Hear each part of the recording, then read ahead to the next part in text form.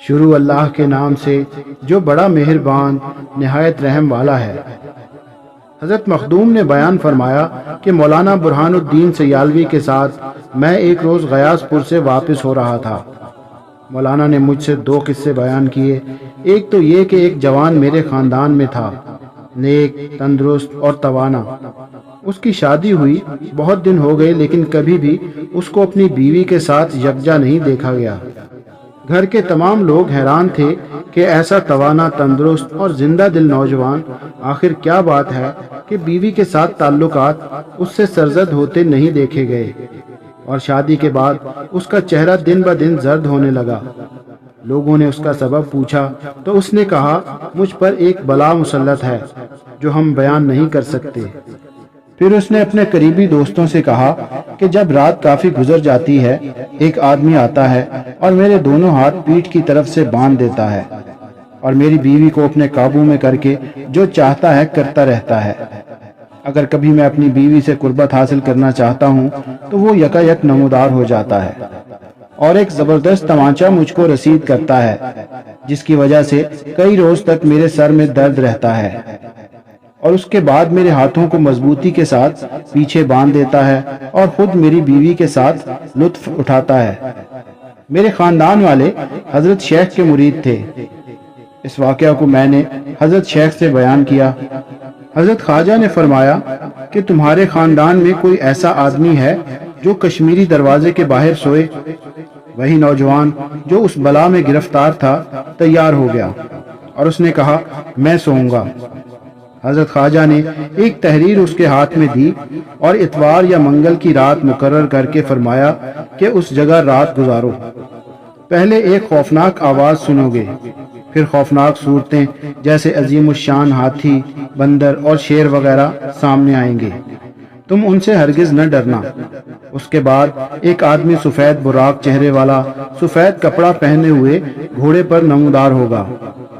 اس کے ساتھ کئی پیادے بھی سفید رنگت والے سفید کپڑوں میں ملبوس نمودار ہوں گے۔ تم کاغذ کو کھول کر ہاتھ میں لے لینا، ان کو دکھلانا۔ وہ نوجوان رات کو حضرت شیخ کی ہدایت کے مطابق کشمیری دروازہ کے باہر شب کو قیام پذیر ہو گیا۔ تھوڑی رات گزری تھی کہ اسی طرح کی خوفناک آوازیں آنے لگیں۔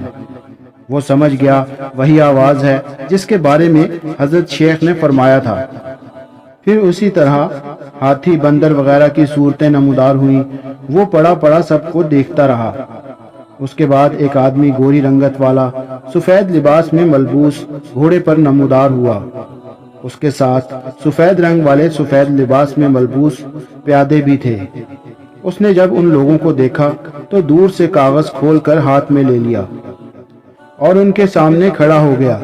ان کے پیادوں میں سے ایک نے دیکھ لیا کہ آدمی ہاتھ میں کاغذ لیے کھڑا ہے۔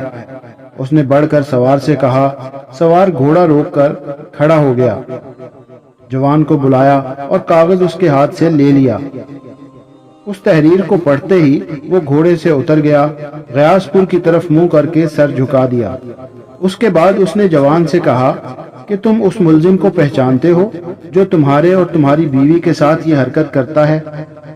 اس جوان نے کہا، جی ہاں، میں دیکھ کر پہچان سکتا ہوں۔ اس نے حکم دیا، جتنے بھی ادھر سے گزرے ہیں سب کو حاضر کیا جائے۔ اس جوان کے سامنے جب سب پیش کیے گئے تو اس نے کہا، ان سب میں وہ مجرم نہیں ہے۔ پھر تحقیقات کرنے سے پتا چلا کہ ایک شخص رہ گیا ہے، وہ نہیں آیا۔ حکم ہوا اس کو بھی فوراً حاضر کرو۔ وہ کپڑے سے منہ چھپائے ہوئے سامنے آیا۔ اس سوار نے کہا، چہرہ کھول۔ چہرہ کھولتے ہی اس نوجوان نے پہچان لیا کہ یہی وہ مجرم ہے۔ اس سوار نے اس سے کہا کہ سن لو، حضرت خواجہ نظام الدین اولیاء کے غلاموں میں سے ایک غلام کا وہ گھر ہے، تو اپنی اس حرکت سے باز آ جا۔ اس نے کہا، میں اس عورت پر عاشق ہوں، میں ہرگز باز نہ آؤں گا۔ سوار نے کہا، اگر باز نہیں آئے گا تو گردن اڑا دی جائے گی۔ اس نے کہا، اب صرف یہی ہو سکتا ہے، اس لیے کہ جب تک میں زندہ رہوں گا اس فعل سے باز نہیں رہوں گا۔ سوار نے جلاد کو بلا کر حکم دیا کہ اس کا سر قلم کر دو۔ جلاد نے گردن اڑا دی۔ اس کے بعد اس سوار نے جوان سے مخاطب ہو کر کہا کہ اے جوان، جاؤ اور حضرت شیخ کی خدمت میں میرا سلام پہنچا دو اور عرض کرو کہ آپ کے حکم کے ملتے ہی جس بدبخت نے آپ کے غلام کے گھر میں بے ادبی کی تھی اس کا سر قلم کر دیا گیا۔ پھر وہ جوان اپنے گھر میں اپنی بیوی کے ساتھ جیسے شوہر رہتا ہے رہنے لگا۔ اس نے حضرت خواجہ کے سامنے جا کر جب یہ واقعہ بیان کرنا چاہا تو حضرت خواجہ نے کہا مجھے سب معلوم ہو گیا ہے۔ پھر فرمایا معلوم ہے یہ قوت کیسے حاصل ہوتی ہے؟ جو خدا کا ہو جاتا ہے اس کی ساری خدائی ہو جاتی ہے۔ اللہ کا تابع ہو جانے کے بعد نقصان کا کوئی خوف نہیں رہتا۔ یہ وہ سودا نہیں ہے جس میں نقصان کا امکان ہو، بس فائدہ ہی فائدہ ہے۔ اور جو شخص اللہ کی خالصتاً عبادت اور پرستش نہیں کرتا بلکہ دوزخ کے خوف اور جنت کے لالچ میں پرستش کرتا ہے وہ حقیقت میں اللہ کی پرستش نہیں کرتا ہے۔ احیاء معلوم میں ایک جگہ کلام قدسی پیش کیا گیا ہے، یعنی میرے بندوں میں میرا سب سے بڑا دشمن وہ ہے جو میری پرستش اور عبادت دوزخ کے خوف اور بہشت کے لالچ کی وجہ سے کرتا ہے، کیونکہ وہ دوزخ اور بہشت کا بندہ ہوا، میرا بندہ نہ ہوا۔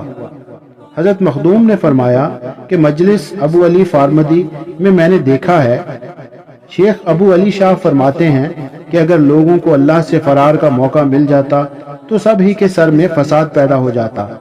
اللہ کے نیک بندے بہت کم ہیں، زیادہ تر لوگ اپنی خواہشات کے غلام ہیں۔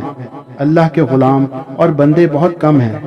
ویڈیو پسند آئے تو ویڈیو کو لائک اور ہمارے چینل کو سبسکرائب ضرور کیجیے گا۔ شکریہ۔